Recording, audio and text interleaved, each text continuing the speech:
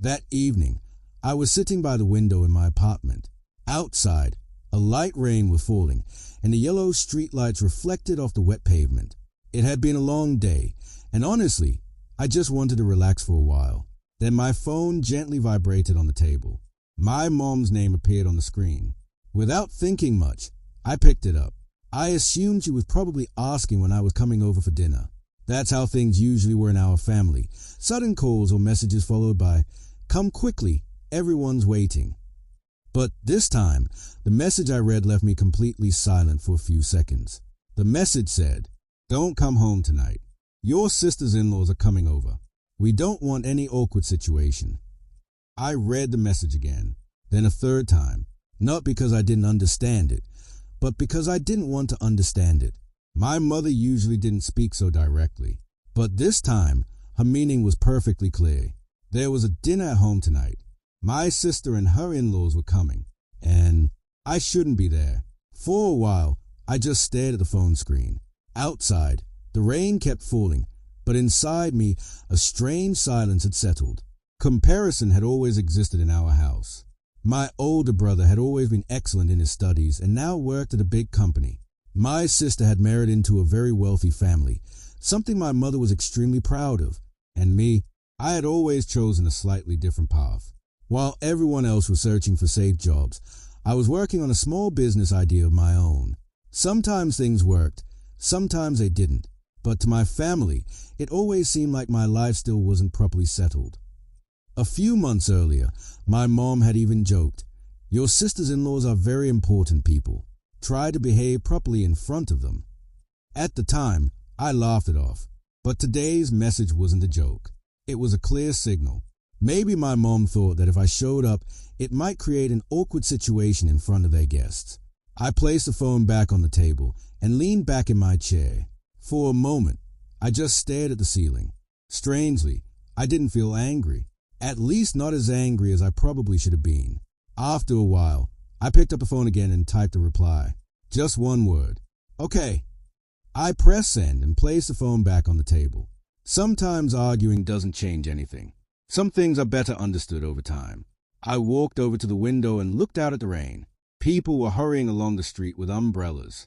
Somewhere in the distance, a car horn echoed through the night. I thought that maybe the dinner at home would go just the way my mom wanted. She would impress her guests, my sister would smile, and everything would look perfect. But I had absolutely no idea what was about to happen the next morning. Because the next morning, I was going to receive a call from the reception at my office. And after that call, the very people I had been told not to appear in front of would be standing right outside my office door. The next morning started just like any other. I woke up early, as usual. The city wasn't fully awake yet, but I liked spending a little quiet time before starting work. When I looked out the window, the sky was clear after the night's rain. The streets were still slightly wet, and the cool morning air made the entire city feel like it was beginning something new. I quickly made some coffee and sat down in front of my laptop. I checked a few emails, reviewed the schedule for 2 or 3 meetings, and started setting my priorities for the day. For me, this was all part of the daily routine. But to be honest, the message from last night was still lingering somewhere in the back of my mind. I tried to tell myself that maybe my mom didn't mean anything bad by it. Maybe she was just worried about the situation becoming awkward. Sometimes people don't mean things as harshly as they sound. Still, a small ache remained somewhere inside. I glanced at the clock. It was time to head to the office. A little while later, I drove to the building located in the center of the city where my office was. This was a place where I had spent the biggest part of my life over the past few years. When I first started this journey, I didn't have much, just a small idea and a lot of questions. But slowly, things began to change. First came a small project, then another. Then I met a few people who believed in me. And before I even realized it, that small idea had turned into a real company. But I had never really shown any of this to my family in a big way. Maybe because I always believed that work speaks for itself. Or maybe because I never felt the need to prove anything. As soon as I entered the office building, the familiar atmosphere greeted me. The light smell of coffee near the reception desk, quiet conversations between employees, and the soft hum of computers. I smiled at the receptionist and said, "Good morning," before heading toward the elevator. A few minutes later, I reached my floor. Walking down the hallway, I opened the door to my cabin and sat down in my chair. Everything felt completely normal. I opened my laptop and started preparing for a meeting. Just then, the intercom rang. I picked up the receiver. It was our receptionist. Her voice sounded slightly hesitant. "Sir, there are some people here at reception who want to meet you." I casually asked, "Who?" There was a short silence on the other end. Then she said, "They said it's very important, and they want to speak with you directly." I felt a little surprised. Several names quickly ran through my mind. A client, a new investor, or maybe someone I used to know. "All right," I said. "Please have them wait in the conference room. I'll be there in a moment." After hanging up, I sat quietly in my chair for a few seconds. For some reason, I suddenly felt a strange sense of unease. I stood up and slowly walked toward the conference room. My footsteps echoed clearly in the hallway.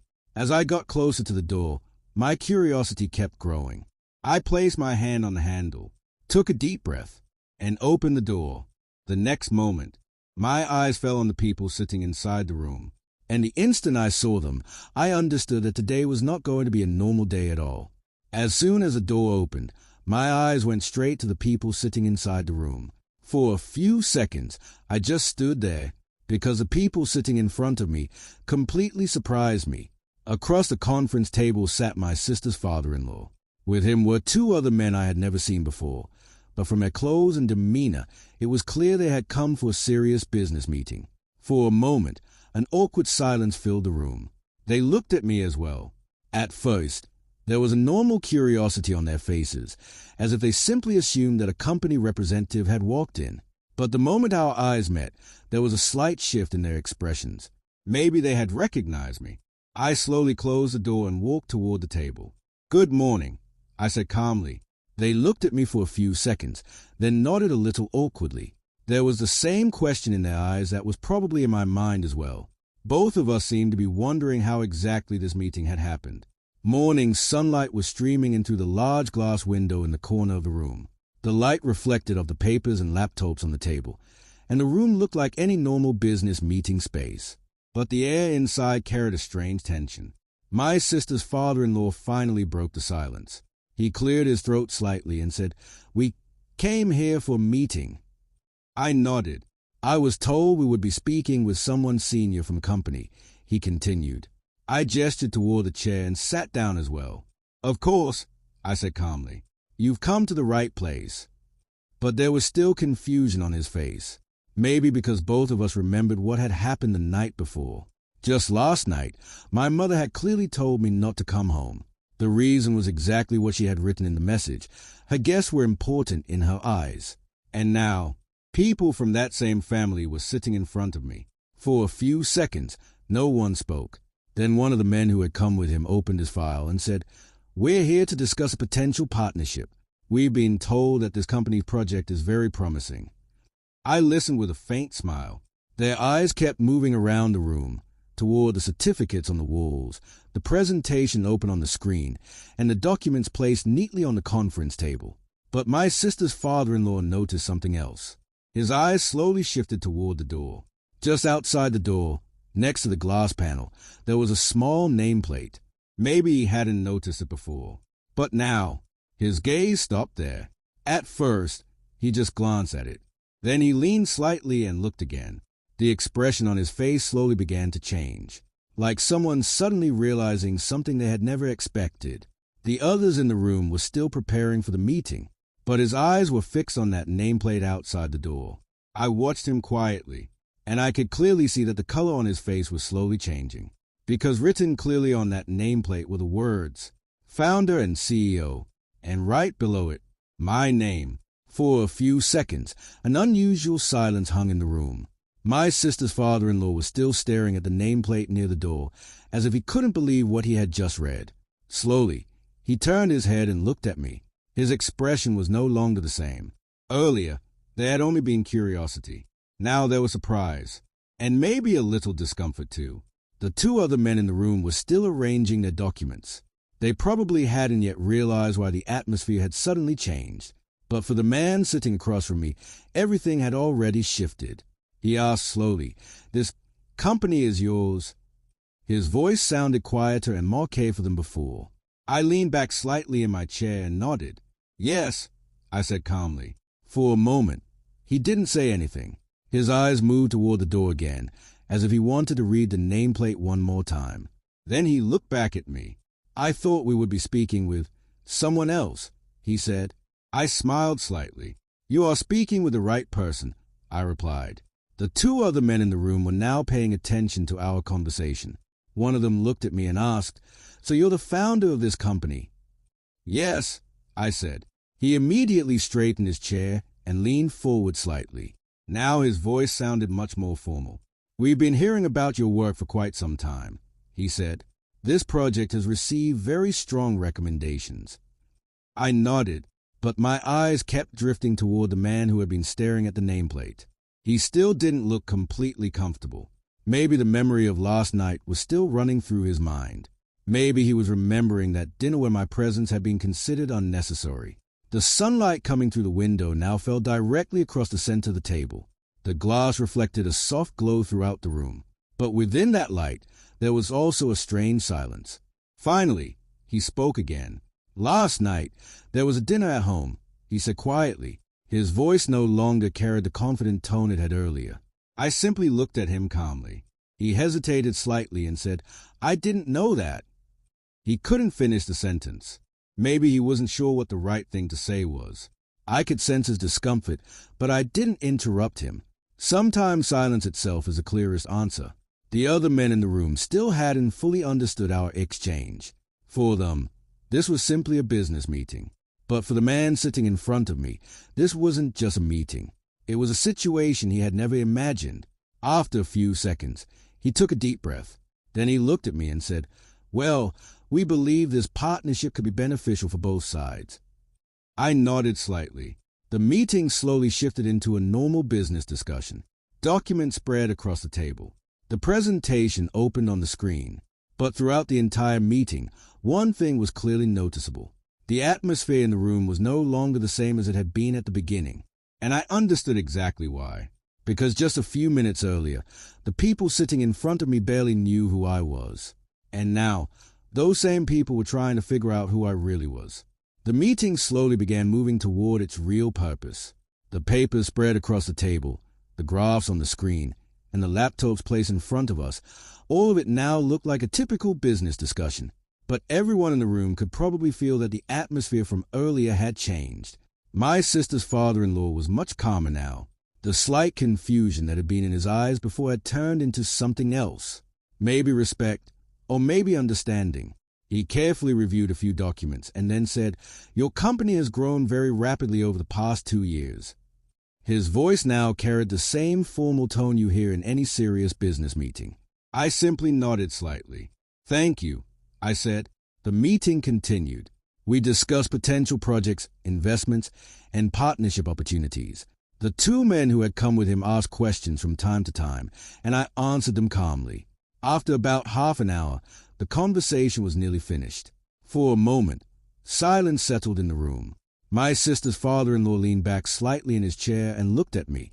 This time, his gaze felt completely different. He said quietly, I didn't know that you... Then he stopped. Maybe he couldn't find the right words. I simply looked at him with a faint smile. Sometimes certain things are clearer without words. He spoke again. Last night, if I had known all of this, things might have been different. His voice no longer carried hesitation, but there was a sense of honesty in it. I looked at him for a few seconds. Then I said calmly, It's all right. The other people in the room still didn't know the full story. For them, this had simply been a successful business meeting. But in the brief conversation between him and me, a lot had been left unsaid. Sometimes people see us and quickly form an opinion about who we are. They think they already understand everything. But the truth is, it takes time to see the full picture of someone's story. In the end, we shook hands. The meeting was over. They slowly began leaving the room. As he was about to walk out, my sister's father-in-law paused for a moment near the door. His eyes moved once again to the nameplate with my name on it. He looked at it for a few seconds. Then he turned toward me, and this time he nodded with a small smile. Maybe it was just a small gesture. Or maybe it was a sign of the realization that had just reached him. After they left, the room fell quiet again. I walked over to the window and looked down at the street below. The city was moving at its usual pace. People were busy with their own lives. And suddenly, I remembered the message from the night before. Don't come home tonight. I shook my head with a faint smile, because one thing had become very clear to me now. Sometimes people don't underestimate us. They just don't really know us yet. After they left, the room was quiet again. I walked to the window and looked down at the street. The city was moving with its usual rhythm. People were busy with their work. And suddenly, that message from last night came back to my mind. Don't come home tonight. I smiled slightly and shook my head, because now I understood one thing very clearly. Sometimes people don't underestimate us. They simply haven't truly understood who we are. And honestly, if you've ever experienced a moment when someone underestimated you but time eventually changed everything, then you probably understand the feeling behind this story. If you found this story interesting, make sure to give the video a like so I know you enjoy stories like this. And if you want to hear more stories based on real experiences and powerful moments like this, don't forget to subscribe to the channel. And yes, tell me in the comments below, has there ever been a moment in your life when people misunderstood you, but later had to change the way they saw you? I'd genuinely love to read your story.